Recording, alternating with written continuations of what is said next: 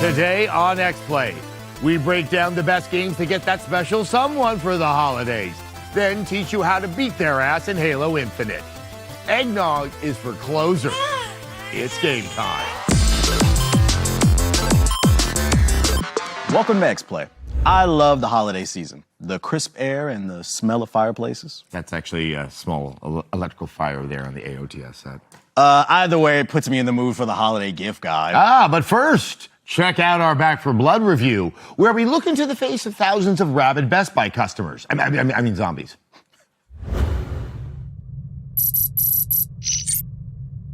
In Back for Blood, you find yourself immersed in a post-apocalyptic world overrun with what's known as the Devil Worm, a parasitic virus that takes over its human host. But this isn't your everyday run-of-the-mill zombie virus, no. This is a zombie virus from outer space.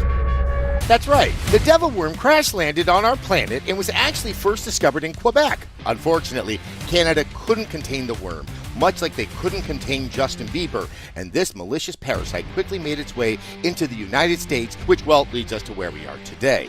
Wow, Canada, your universal health care, 20% of fresh water in the world, and being the largest consumer of macaroni and cheese couldn't hold back the zombie apocalypse.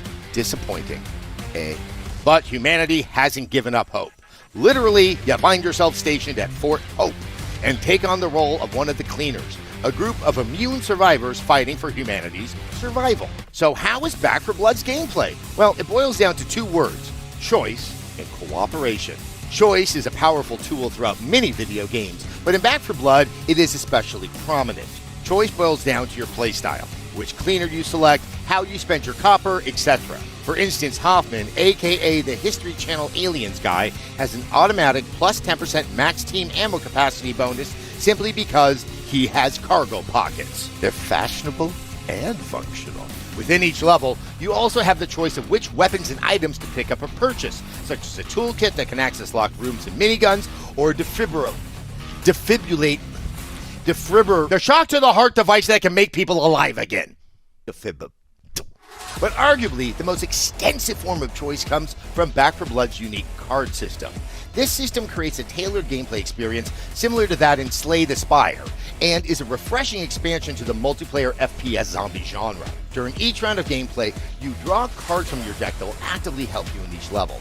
These cards range from damage benefits, health boosts, group abilities, you get the idea. But you're not the only one dealing in this decimated domain. Meet the Game Director, Turtle Rock Studios' AI that actively affects your game with challenges via corruption cards.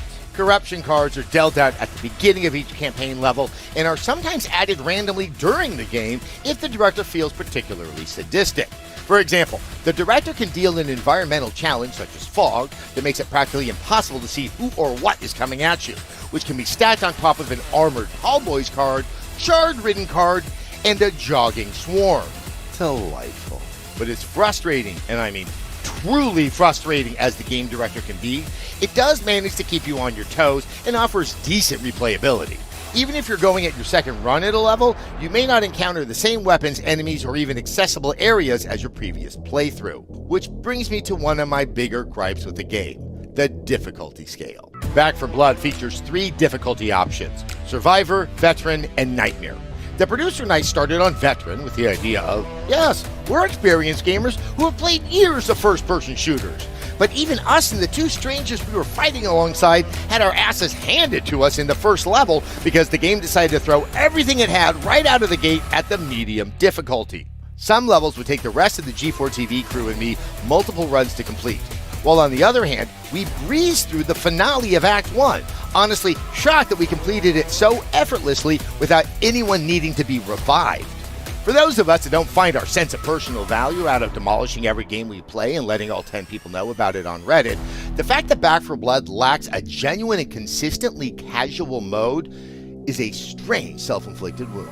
Adults with limited time use multiplayer both as a social experience as much as a challenge, and getting 3 other friends together is something of an achievement in its own right. That the game requires a high level of skill from all players at the outset just to become acquainted with the maps, which in turn should foster the desire to try the maps on harder settings, narrows the appeal considerably. It's time to talk about the other main component of Back 4 Blood: cooperation.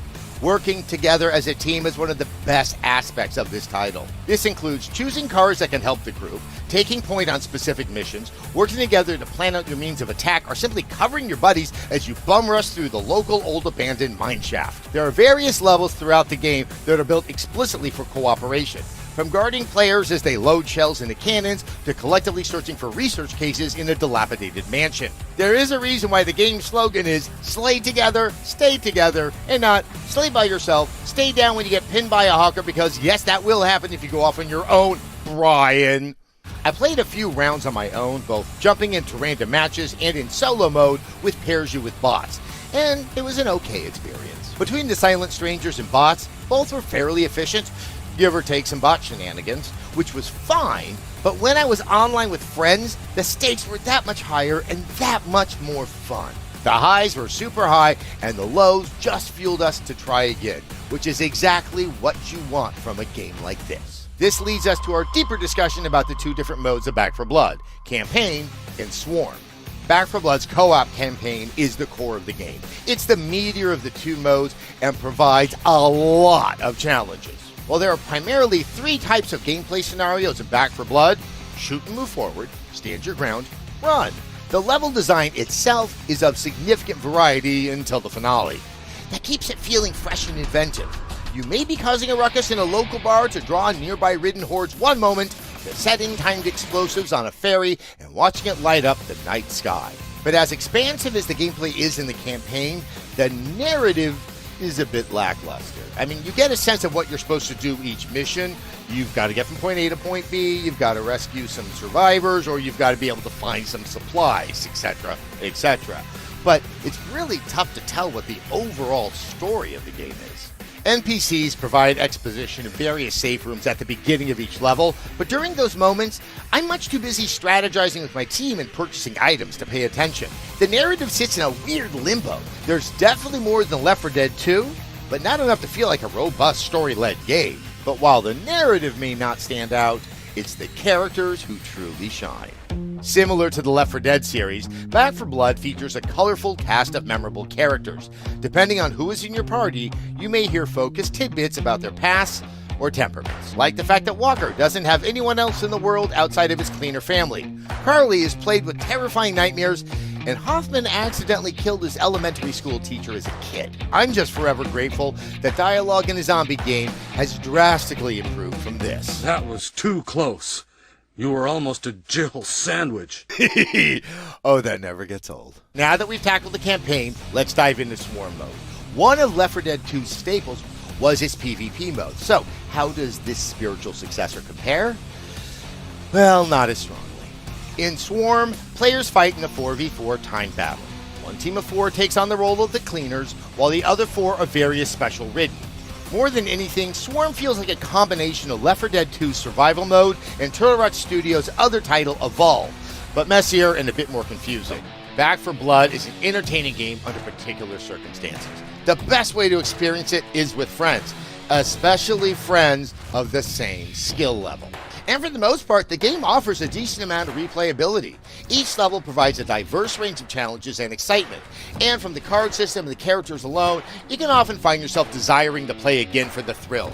I want to try this level just with my medic deck, or can I succeed without triggering any birds, etc. But the often jarring difficulty discrepancy and lack of a genuinely engaging PvP mode make it weaker than the spiritual successor it wants to be. Back 4 Blood is for sure a thrilling first-person shooter and a fun new group game to spice up your friends list. But I would drop your Left 4 Dead expectations and treat this as a brand new game that has just dropped in time for spooky season. Now I feel properly motivated to be grateful for all the modern amenities I have in this blessed holiday season, and they will arrive approximately 4 to 6 weeks after the holidays due to shipping delays. Which is why you buy games is a great option for holiday gift giving.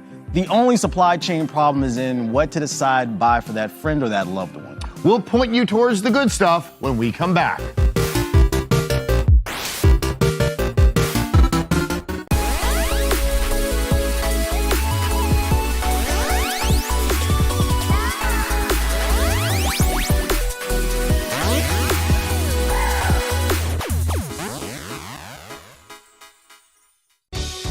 Five breadsticks for my triple treat. 3 layers deep, 10 Cinnabon mini rolls to eat, and the pizza plus another pizza.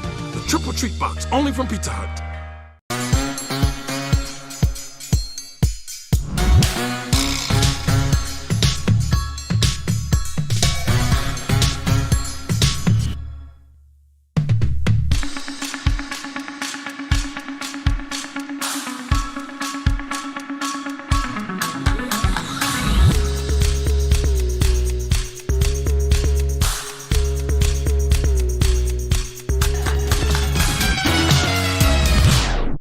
What's the recipe for surprising the kids, treating yourself, and ditching dish duty?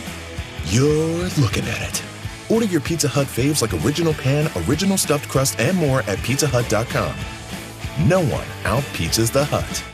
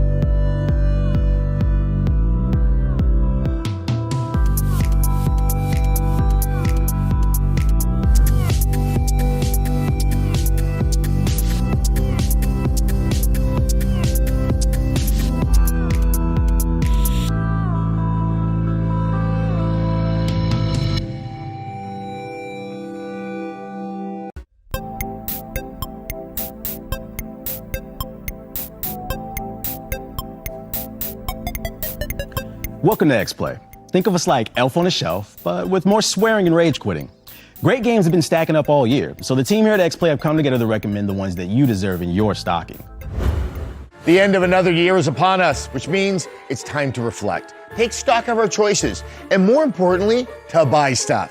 And while I'm perfectly aware of the potential pitfalls of rampant unchecked consumerism, there's also something to be said for purchasing a thoughtful gift for somebody that you love. And if that thoughtful gift happens to be a video game, then, well, even better. Just Dance? Like, why do you think I would want to play this?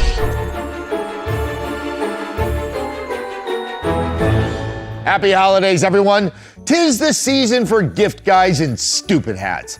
XPlay is presenting our own personal naughty and nice list, a handful of games the hosts think are deserving of your attention, and 1 or 2 that really piss them off. I guess I'll start because, hey, I'm already here in a stupid hat. First up on Sessler Claus's nice list is Marvel's Guardians of the Galaxy, which is notable for being way better than I expected it to be. It took a group of characters that I usually struggle to feel strongly about in either direction and dropped them into a story that was hugely compelling. Good job, Marvel. As for my naughty list, there are the obvious choices like Cyberpunk 2077 and its endlessly delayed post-launch content, but I just can't pass up another opportunity to complain about Metroid Dread, which just didn't make any sense to me. It felt oddly linear for the genre and never quite succeeded in setting itself apart within the Metroid franchise or within the genre overall. But as you'll know if you watch my discussion about Metroid Dread, my opinion, while obviously correct, isn't shared by everyone, or even by all the other XPlay hosts. Gerard loved the game, which is why we'll be getting his recommendations next, hopefully without any interruption. Ho, ho, hold on to your chestnuts for these holiday deals! Did you use the pandemic to ignore your family for a year and a half and now want to buy their love back? Crazy Adam is here to help! Forget Metroid Dread! Get the Metroid sled! It's just like a regular sled, except it suddenly stops you halfway down the hill if you aren't wearing the right kind of snow gear. It's unsafe! Anyways, I'm really excited to bring some attention to a couple of games from this year that you might have missed. But I'm gonna start with Metroid Dread, because I simply can't let Adam's Metroid slander go unanswered. Because even if he can't admit it, Metroid Dread is a standout entry in the Metroid franchise, with an ominous tone that keeps the player on edge. So if you know someone who loves Metroid, I'd say Metroid Dread is an extremely safe bet. Now, the only game I would put on my so-called naughty list this year is Balan Wonderworld. And the controls are clunky, and the game was such a buggy mess on launch that it essentially was unplayable. We'll be hearing recommendations from Frost next, but I have a feeling that I'm first going to be cut off by... I'm back! Actually, I never left because I exist perpetually at the edge of your peripheral vision. Hey, the PS5 shortage is a thing of the past. I melted 5 PS4s into a toxic puddle of plastic sludge and then cut it into quarters and boom, 4 PS5s. It's math. It just works. No discounts. Oh, hey. I forgot how weird everyone gets around the holidays, but that's why I'm here to point the spotlight in a couple of games that can hopefully help chill everyone out. First up is the Ghost of Tsushima's Director's Cut, and while I'm sure I don't need to explain to you why Ghost of Tsushima is great, the Director's Cut takes Sucker Punch's excellent samurai action game and improves it by adding more costumes, more abilities, and most importantly, a whole new island. As for my naughty list, I have to go with Subnautica Below Zero, which started out as a DLC for the original game and is still mostly feels that way. All the content feels like a bonus addition to the first game rather than something that stands on its own, and it never really manages to justify its own existence. And that's it! Happy holidays, and I hope this list helped you find a gift for someone awesome. I keep coming back whether you like it or not, just like that Jesus guy and the rash on my back. But if you celebrate Hanukkah instead, don't feel left out. When everywhere is sold out of Nintendo Joy-Cons, you can use the brand new Joy-Cons instead. They're the exact same, but every 30 minutes, they ask why you aren't doing something better with your life.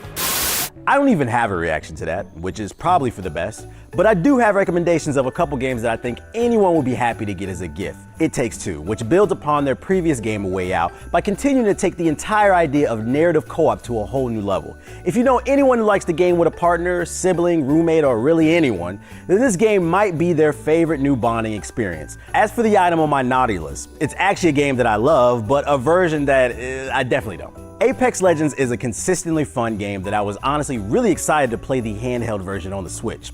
But after spending some time with it, I was forced to come to the conclusion that it straight up shouldn't exist. It basically doesn't work at all, with constant lagging and a terrible frame rate, along with the fact that the Joy-Con's analog sticks are impossible to aim with. Don't get me wrong, you should still play Apex, but not like this. Anyway, that's it for the gift guide, but happy holidays from all of us here at G4. And listen, this time of year is stressful, so kick back, relax, and let us tell you the top 5 things you deserve to know about surviving this holiday season. Thirst Quenched by Dr. Pepper. Number 1, VR can be your best friend. You know what they say, out of sight, out of mind. And there is no better way to avoid the political discourse of an extended family dinner than wearing a VR headset during the meal. Uncle Alan wants to pass the peas? Sorry, you're too busy on a virtual beach in virtual Barbados, blasting virtual bad guys with your virtual laser pistol and hanging with your virtual anime babe. And what better way to avoid grandma's kisses than having a 4-inch barrier guarding your face? Number 2, on Black Friday, shoes matter. Let's face it, Black Friday is a mad dash of shoppers duking it out for their prized possessions, and this year won't be any different. In order to get the leg up on your shopping spree opponents, it's the little things that go the longest way. Take, for example, the shoes you're wearing. Did you know that running shoes are specifically designed to reduce the energy needed to sprint? That's something to keep in mind when trying to juke and jab step your way to get your hands on the last next-gen console on the shelf. Also, remember to stretch. You don't want to pull a hammy in the phone case section. And duck out before the race is over. Number 3, look for an escape hatch. If family events are stressful, treat it like an airplane. Know where the exits are. And in case of emergency, you save yourself before the children. Seriously though, sometimes you need to take a break from it all and some peace and quiet to meditate or play your new Switch OLED until someone accuses you of being on your Game Boy. It's not a Game Boy, Grandma. They don't even make those anymore. So, if you need a break from your grandpa's war stories, your weird Uncle Ron, or just want to scroll through the old interwebs in private, keep your eyes peeled for a closet or a bathroom to act as an escape hatch. Like Harry Potter, but you're not being abused. Number 4, don't forget to laugh. Seriously, it doesn't matter if Aunt Gertie has used the same joke every single time you've seen her. Laughing in general releases endorphins. So even with something mildly funny, laugh hard and laugh big because you can trick that big brain of yours to give you some quick stress relief. If that's too hard for you, have some TikToks ready to go on standby. Or maybe dust off the old Wii and whip up some Wii bowling. Who doesn't laugh playing Wii bowling? You just don't want to overdo it though, because people might start to think you're having a Joker-esque mental breakdown. Number 5, use this time to squad up. The holiday season is, at its core, about coming together. To crush your friends in multiplayer, that is. Bring your team back together for one last ride, or show your friend Jerry who's better at Halo for once and for all. I will beat you, Jerry. Either way, there's no better escape than an evening with friends, your favorite multiplayer, and of course, an ice-cold Dr. Pepper. Have a great holiday season, and don't forget to treat yourself to an ice-cold Dr. Pepper.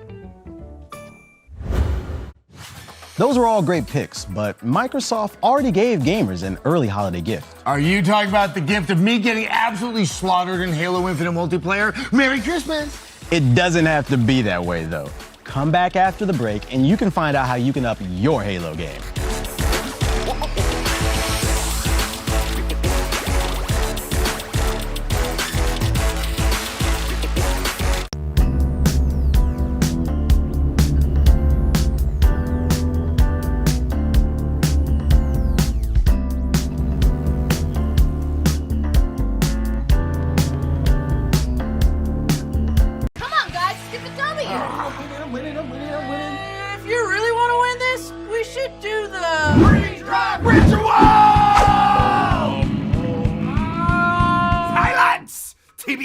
The elixir!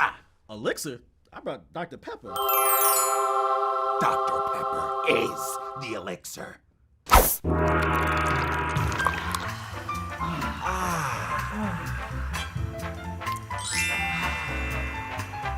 Hi, thanks for joining the Payne Motors quarterly earnings call.